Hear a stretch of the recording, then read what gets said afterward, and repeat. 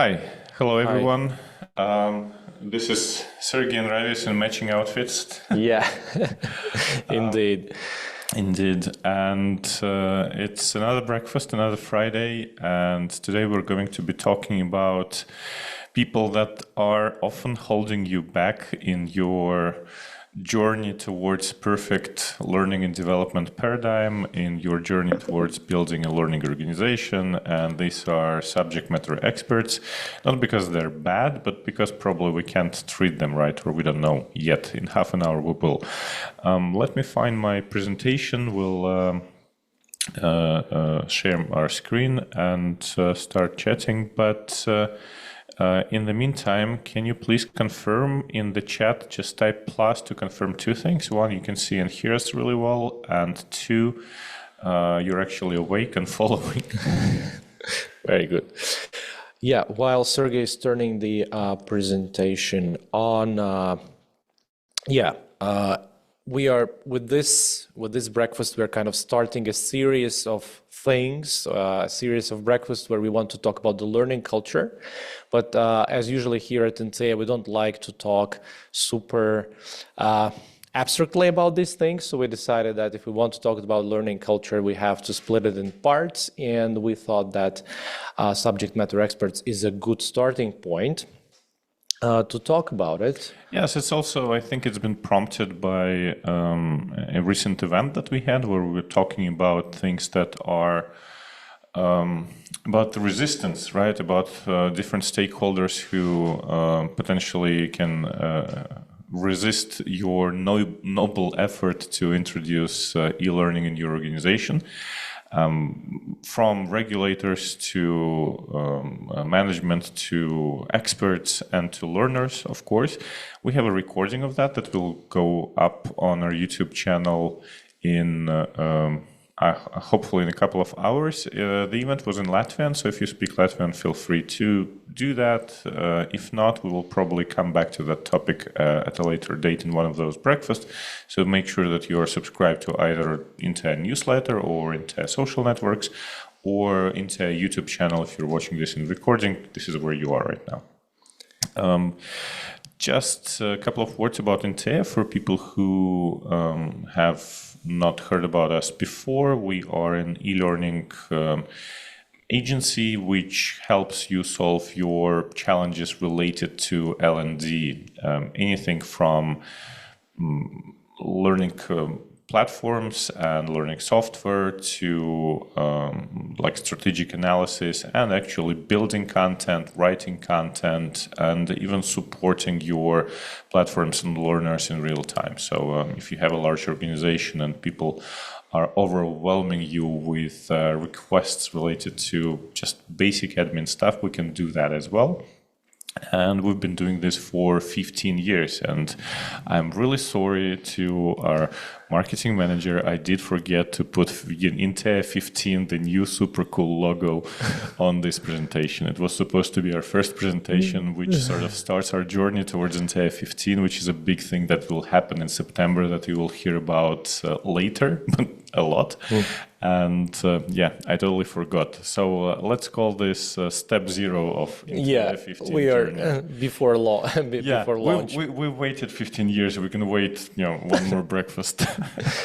Right. If you're watching this on YouTube, please ignore this. But if you're not, subscribe to Intea YouTube channel. It's a very cool place with a lot of cool stuff by us, where we talk about everything around learning and development and even a little bit wider topics than that. Yes, so that event, it really prompted a lot of discussions, and we really felt that it helped us focus on this expert topic. I've already talked about this, so let's jump right in. Yeah. So I think what is happening right now is there is an explosion of tools which are as simple as they were never before. They are as kind of approachable as never before. They're all online. Sometimes they are increasingly enhanced with artificial intelligence, which makes your job even easier. And even learning platforms now have built-in tools to create content. And that sort of prompts the idea that why do we even need agencies? Why do we even need to buy third-party content or off-the-shelf content? We can build everything. And why do we even need internal L&D developers where we can have experts? And that's the basic pitch of almost every platform. Yeah, everybody can do it. Everybody can do it, yeah. So you have your expert. They definitely know how to do PowerPoint and Word stuff. They're literate. They can write and read, and there's a lot of helpful tools. So why don't they build their own courses? So a lot of companies will approach their experts or future experts and will say, "Hey, now you're a trainer. Now you need to build a course on this and that," and that takes people back sometimes. Did you want to add something? Yeah, and I would like to add that it's not only about e-learning, but also with the appearance or development of Zoom, MS Teams, and tools like that. Also, kind of everybody can now be an expert in a sense of doing webinars, for example. Yes. Yeah, which again is kind of you have a camera on your computer, you have your MS Teams, you have your expertise. I mean, go and do a training. And we can send a link to your training to 10,000 employees, and they will gladly watch it. Yeah, you're a trainer now. So yes, that as well. I think COVID prompted this a few years ago. But somehow, yes, it's not working perfectly. So where's the problem? Where's the problem? Right. So let's dive into the problem. I think that the problem is that there is a gap between what we expect to happen and what is actually happening. What is actually happening is that a lot of people are frustrated. First of all, learners are frustrated because they get flooded with content that is not great. Experts are extremely frustrated because we'll talk about this actually today at length, but basically because it's not their job, it's often sprung on them. They don't get enough support, and it's not a great experience for them. Also, not very rewarding, I think.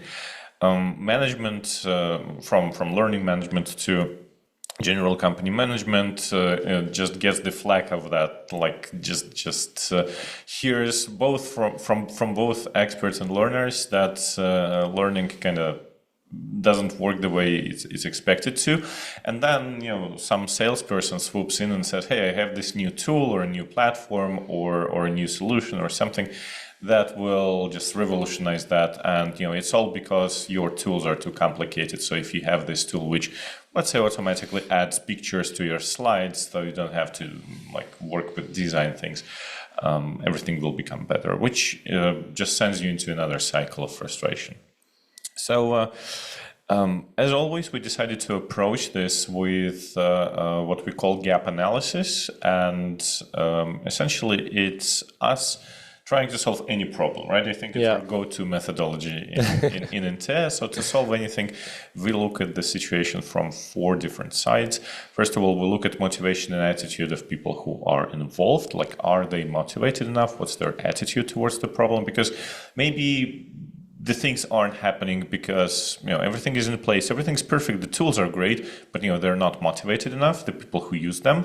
Maybe it's resources or environment, right? Maybe those people are motivated, but the tools aren't there, right? Maybe the tools are the problem. Then it's about knowledge and skills, kind of self-explanatory. Maybe we didn't train the trainers to do what they are supposed to do. And finally, there is selection, meaning that maybe they are the wrong people. Right, so maybe they are, we need different trainers or something like that. So let's dive into those 4 dimensions and talk about them at scale. If you're interested in this methodology, it's called the Performance Management Quadrants, or PMQ, I think. And this is a fun picture that I found. So if you want to explore this approach, this is what you need to Google, essentially. Or just follow us and see how we do that. Right. So we start in the same order, and we talk about motivation and attitude first, because, like I've already mentioned, experts are not necessarily motivated, right? The first thing you will often hear is that it's not my job. Give me an example. I know I'm responsible for this, office building not to burn down. I'm not responsible to to teach everyone here how to handle their workplace and their, physical safety. Yeah, especially, if my job is kind of related to buildings burning down, which does not happen very often, and now it's related to training people, which happens all the time. Yeah. So people can be frustrated. Or let's say if you're a risk manager and your job is essentially inside Excels and documents and those very cool risk management flow charts, if you've seen those, and it's very academic almost in large companies, and then suddenly you need to deal with people, right? Or God forbid you're in a legal department, now you need to deal with training people, or in IT companies, there's often people who are excellent at their jobs or very proficient in a certain skill. I don't know, like DevOps, right? So operating the whole development environment. But now you have to train others, and you might just hate it, or and I would also add that people who have professions or positions in companies that are kind of more on this soft skill side, let's say it's sales or marketing or HR. It is not a guarantee that you can explain to everyone else in the company how to sell. For example, you might be a great salesperson, might be a terrible sales guide or trainer, or a coach. It happens all the time. Actually, with soft skills people, it can be a little bit different, because there is like the other side, which is just as bad, where they might just be too enthusiastic, too talkative, and so on. So they're not great at training, right? They're great at talking about their job. They're great on telling stories for hours on end, and the output is not great salespeople, for example, right? Absolutely. So they're like very entertained people, but not very good at selling, for example. So obvious fix to this is that ideally you make it their job. Right. It means that both on the kind of stick side, they have KPIs related to that, and also on the carrot side, they are compensated for that. This is a strategic question. So if you're building a learning organization, then definitely your experts, the people who actually provide this knowledge, and that you want them to become trainers, because the initial premise of this whole presentation actually makes sense, right? So the tools are there, the technology is there. So your experts can be great trainers. You just need to make it happen. So step number one, make it their job in a good sense as well. So talk to the management, for the next year, define new KPIs for them, and make sure that... And reward them for it. And reward them, carve out time for them and so on. So that's obvious step. But also there are a couple of things that we wanted to add. One is, I think very often what motivates people more in this field is the prestige of being a trainer. Like think about airlines. There are pilots and there are pilot instructors. Their main job is absolutely the same. They fly planes. Yes, they take off, they get down, same thing. But instructors, they get so much more prestige within those organizations. It's not about seniority. You don't become an instructor by just working there for too long. You don't become an instructor by just flying to more hours than others. You don't become an instructor for being better at flying, right? Like having less accidents or hopefully incidents, and doing smoother landings or something. Like you become an instructor by dedicating yourself to that, and then it comes like with a huge prestige. And it's not automatic, it's not logical, right? Because in other fields you can, or in your organization, you might think that, hey, here's also an instructor. That means, he does less of his main job. So maybe he's not great at his main job. This is why he's teaching and so on. or maybe like, like coaches, like maybe he's not great at basketball anymore, right? Yeah. So he's getting too old, so he became a coach, something like that. And it's about this cultural aspect. So make sure that in your organization, they are more like pilot instructors. When becoming a trainer is not like a substitution for retiring, or you're not good at your job, but we really have known you for too long. So why don't you go and Teach the young guys. teach the young guys, something like that. So that's about prestige and also visibility, right? Very often. And actually, it was interesting. I was at this event a couple of days ago, and there was a speaker from inside the organization that was running the event, and there were outside speakers. And when outside speakers talked after their 20 minutes, they got like a bottle of champagne, flowers, company mug, which was nice, right? So thank you for coming here. And essentially, you're paying those speakers anyhow, right? It's not like they're doing it for free. So, but you give them flowers. But the speakers from inside the organization, they don't get anything. They're like, yeah, thanks. Thanks for covering that. Awesome. Like, see you in the office. You actually missed your lunch because of that. So yeah, go rush. There's calls waiting for you. If like. Sometimes it's so normal that you don't even think about that, but do think about that. Like, is it what's happening in your organization? Are trainers not getting enough visibility? So maybe, if the attitude is the problem, if you are bringing those people into the training field and they don't want to do that, and they don't feel great about it, and you don't have a line of people who are saying, hey, can I be a trainer? What do I need to do to become a pilot instructor? So maybe it's not about them being compensated, but it's more about visibility and prestige. But talking about being compensated, yes, how do we do that? So about being compensated, I think is kind of obvious. So if solving this in the longer term, with KPIs and changing job descriptions, and solving this on the corporate level, you can just quickly barter things. And I don't mean like a bottle of champagne, which is always nice, but I know, like, you can, for example, say that if you always wanted to go to this specific training or conference, or get an MBA on company money, then we do that primarily for people who share this information. I've seen organizations where people are actually required to share their experiences from company paid trips to conferences and whatnot. So if you want to go there, you have to put some effort into sharing this experience back. So find things that you can actually give to those people and that they want, to compensate them. So if you feel that there is a problem with motivation or attitudes, these are ways to fix it. But sometimes, maybe they are motivated, maybe something else is lacking, and that is resources, which on the surface level is kind of obvious. Kind of obvious, yeah. Production resources, right?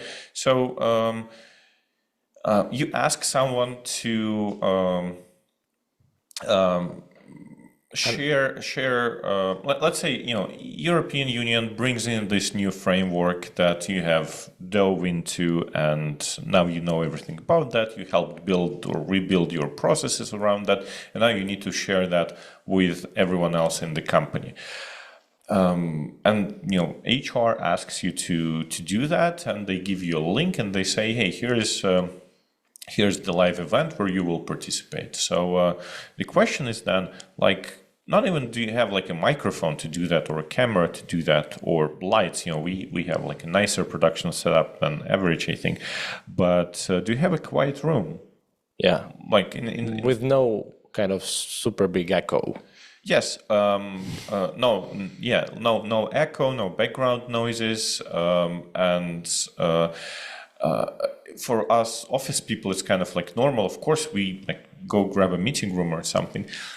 But for example, if you want your like warehouse employees or retail store employees or production facility employees to become trainers, to start sharing their knowledge, if you come to them and say, hey, you've been head of production here in this facility, 200 kilometers away from the capital city, and you need to start transferring this knowledge to others because we're opening other facilities and so on and so on. Like, can you participate in those Zoom calls? It turns out that in that production facility there is no good room. The only, because they don't hold meetings, and the only good room is like the canteen where people eat, and it's like super weird. And we've seen this happen.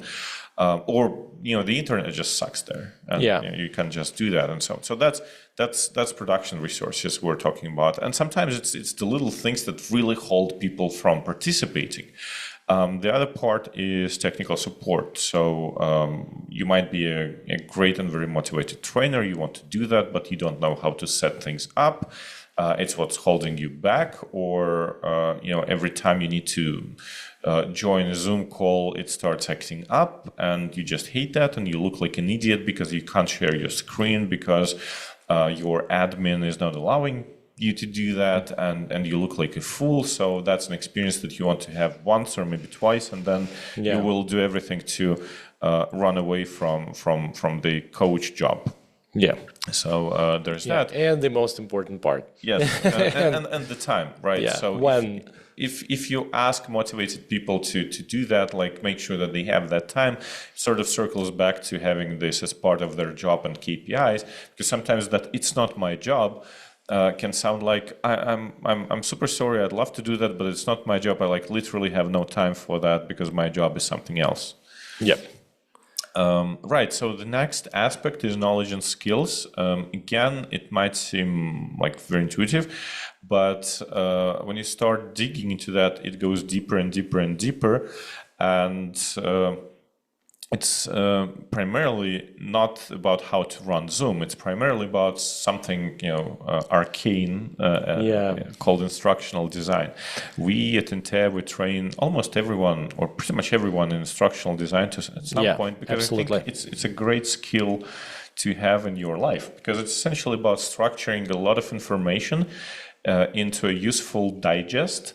For people who are not specialists in what you do. In what you do, yes, exactly. And whose job might not equal yours, right? Because we have at least a couple of breakfasts about that, but I would say that we have a breakfast which is called SME mistakes. Yeah. And I think the biggest SME mistake, it's an honest mistake, is that they are trying to make everyone into an expert, but on a very, very limited time. And either they are oblivious to that, and they're like, yeah, I have 2 hours, and you will know everything about European legislation, or you'll know everything about risk management, or you'll know everything about oil fracking, because this is what our company does, and you need to know that. Instead of focusing on what their job is and what parts of their jobs should be supported by you, and kind of switching focus from your field, which you are embedded into for 20 years maybe, and focusing on them, it's just a bias that they have automatically, and they want everyone to be like an expert, but in 2 hours. And that leads to, they are either oblivious and keep doing that, or it leads to frustration because, on both sides, you understand it's a waste of time, you can't do that. So instructional design helps you to kind of overcome that. It's a set of techniques. Again, we have talked about them in breakfast. It's what ADDIE, ADDIE. There's MIDAS, there's action mapping. Yeah. So all of those things, which help pretty much everyone to make sense of a sea of information, digest it in a useful way to achieve learning goals. Even setting learning goals is a skill. Then there's technical skills. We talked about that, but we've actually done training with clients where we train their experts on using cameras and microphones and filming themselves, right? So it's like, in Instagram, you understand that everyone has the same phone pretty much, right? And everyone has been to the same place. It's frustrating when you and your friends, you'd go somewhere. And they have much better pictures. They have much better pictures. And, it's, you look at that and it's like not just ideas or something. It's like quality, or maybe how did you find that, or maybe they were not lazy to climb a few stairs to find a new angle. And you're like, you look at that and like, I could do that, but next time you can't. So it's sometimes like that with training. Like you look at someone and you think like, oh, they are so great, but all they have is a brain in the mouth, which most of us have. So and the other thing that people might be lacking is actual practice. Practice makes perfect, and sometimes when people do something like once every 3 years, you want them to sort of be fresh, but they can't. So you have to make it a practice. And so again, back to those 4 things, just to recap. So are your experts motivated? Right? Yeah. So maybe they're not. Maybe they are super motivated. Do they have the resources and the environment right for them? Yeah, maybe it is, but they don't know how. They don't have the skills. Maybe they do have the skills, but they practice it not often enough, so they get stale. So if something is frustrating, it's one of those 3 things, or maybe it's the 4th thing, which is selection. And it's sometimes when we have the conversation like that with the customer, about, hey, let's engage everyone with this new platform. Everyone will be building courses, and it's a great allocation of your budget, and we'll help with the support and with training, and we can do that. They will say, yeah, our people are just not like that, right? So our we're different, like great trainers are rare, and especially in this field, whatever this field can be. Yeah. So our first advice here is to build on enthusiasm. Yeah. Right. So find people who are great and work with them. Don't try to drag anyone against their will into this, because you will not only not get the result that you want, you will harm your whole initiative. And it's a story about how Google launched Gmail. I know. Oh yeah, I remember that. Is anyone using Gmail? Type a plus in chat if you're using Gmail, like a private email address or something, or like maybe corporate. I think we use it as corporate. Yeah, we are on whatever it's called now. Yeah, the Google Suite. G Suite. Yeah. Google Business. I don't Google know. Business. Yeah. They keep on changing the branding. They love renaming stuff. So yes, the way Gmail was launched, and this is a story of me like as a very old person, from 1990s. Yeah, remember those? No, remember those years? It was 2003 or something like that. Yeah. So they launched this absolutely new approach to reading email. If you're still using Outlook, you know what the difference is. I've forgotten about this entirely at this point, but there are threads where emails are like chained together. There's a completely new way to search stuff, manage contacts. It's such a huge difference between your typical Yahoo or for Latvians inbox or Hotmail, or one of those things, and then there's Gmail. So, but the way they built it, they had invites, right? So if someone invites you, you can have your Gmail address, and then you get an invite like once a week to invite someone, and it's like super rare because you really want to share this such a great service, and you only get to invite 1 or 2 people per week. So what do? Of course, you find people who will enjoy it as much as you. You will find the most enthusiastic people that will join you.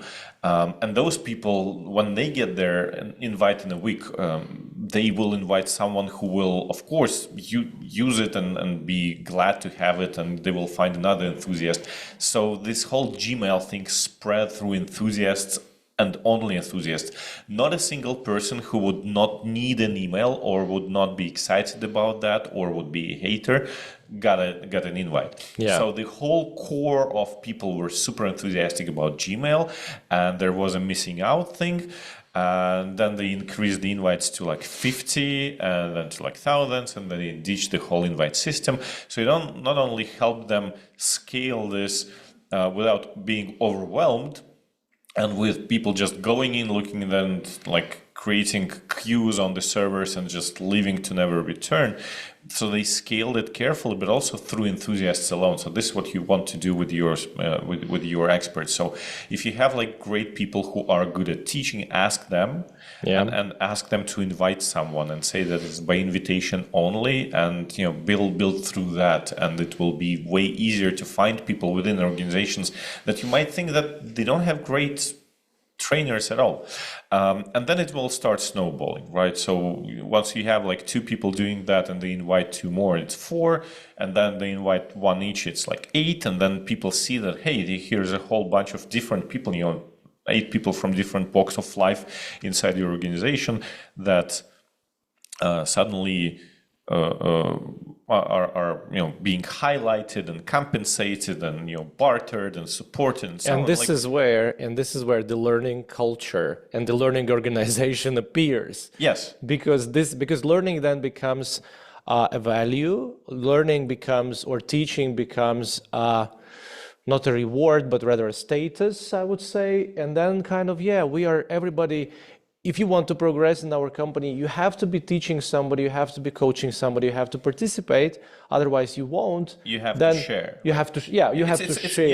It's one thing to be a specialist and I'm the best risk manager in the world. Yeah. The other thing is that in our organization, to get your golden wings, you need to be able to bring others to your level as well. And here's the whole support, ton of examples.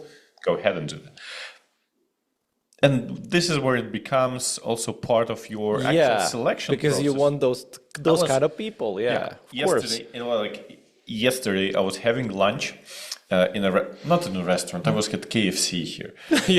And there was this girl at the next table in KFC uniform, and she was interviewing people. So while I had my meal, she interviewed 2 or 3 people. And right next to her was a huge poster saying, "We are hiring. Do you want to become a shift manager?" So I guess she was interviewing shift managers. I think she was a shift manager. And I couldn't hear much, but just from body language and everything, I think she was doing a great job. She was doing a professional job interview, essentially, I think.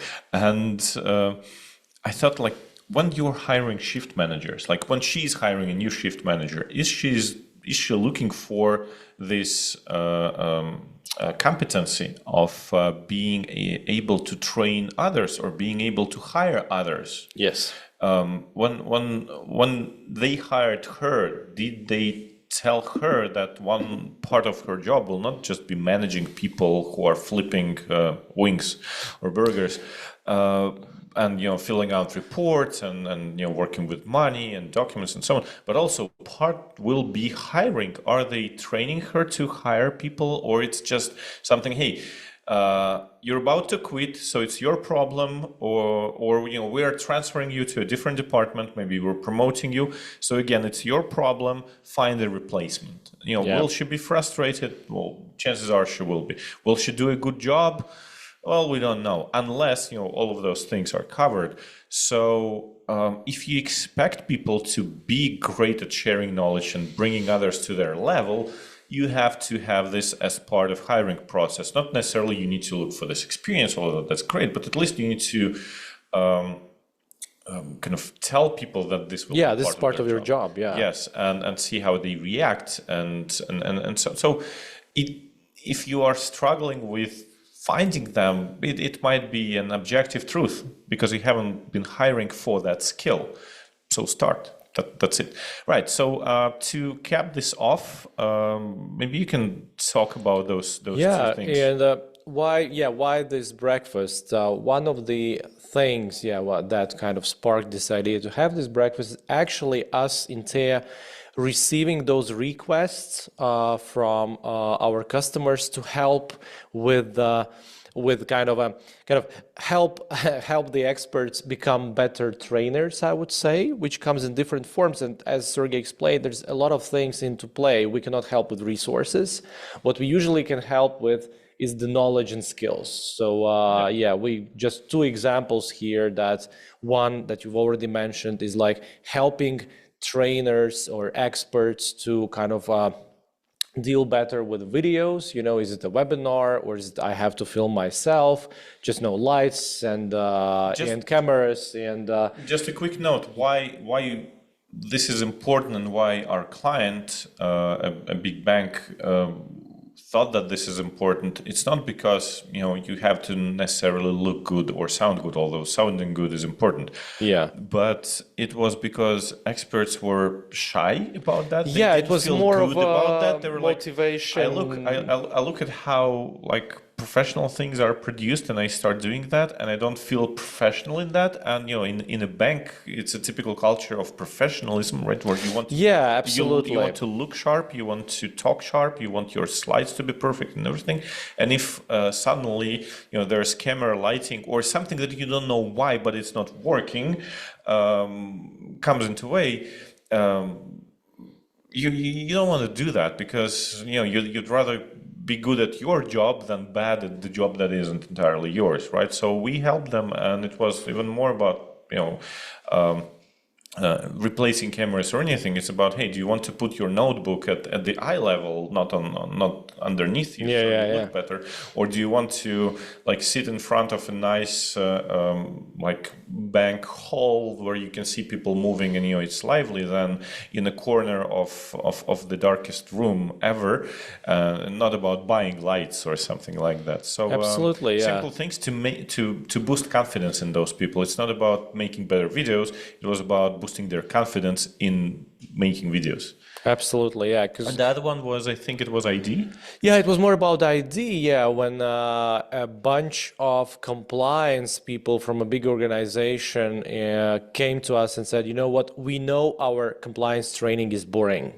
We know people don't like taking it. And they were looking for this advice to help them. And I don't want to go much into detail there, but when I felt really rewarded myself is when a couple of months later they came back to us saying, okay, we're now ready to start this new project, a compliance project, and they've already done the action mapping themselves. So they came with material that was action mapped, and it was absolutely clear. And they told us, yeah, so we use this action mapping method. We had our internal workshop. This is the result. This is the input. Here are the cases. And this is where I felt really good and about it. Also thinking that, yeah, our our lectures were for nothing, but were not for nothing, but also that experts can use those instructional design methods. It's not like they are, by design, it's impossible to get instructional design thinking into their head. Or, because they are experts. They're one of the best professionals in their field within their company and so on. And you can't train them to do great things, within minutes or hours. I think like it's a full day training or something, but you give them tools, they use tools. They say they love the tools. It's like super rewarding, right? So essentially, if you want to take this step into 2025, then you want to move from learning culture, which I think everyone appreciates at this point, to teaching culture. If you're building that, then hopefully this advice was useful to you. If you want to talk more about that, don't hesitate to reach out through social, reach out through Intea website, talk to people that you're in contact with, or email us directly. Do subscribe to our channel not to miss anything that you might have missed, or go and look for those things that we've mentioned, both about dealing with subject matter experts or about instructional design, also technical things and so on.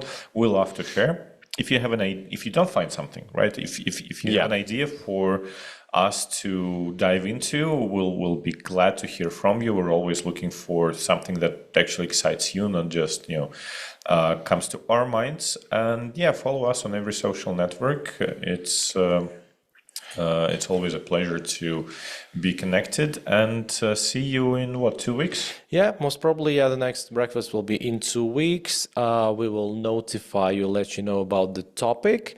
And if you want the recording, it will be on YouTube channel. And on a final note, if you like this, just write in chat, give us a plus, or if you find this useful, let us know. Let us know, because we don't know. Yeah, you are our audience. We need your feedback. So please let us know if you like this.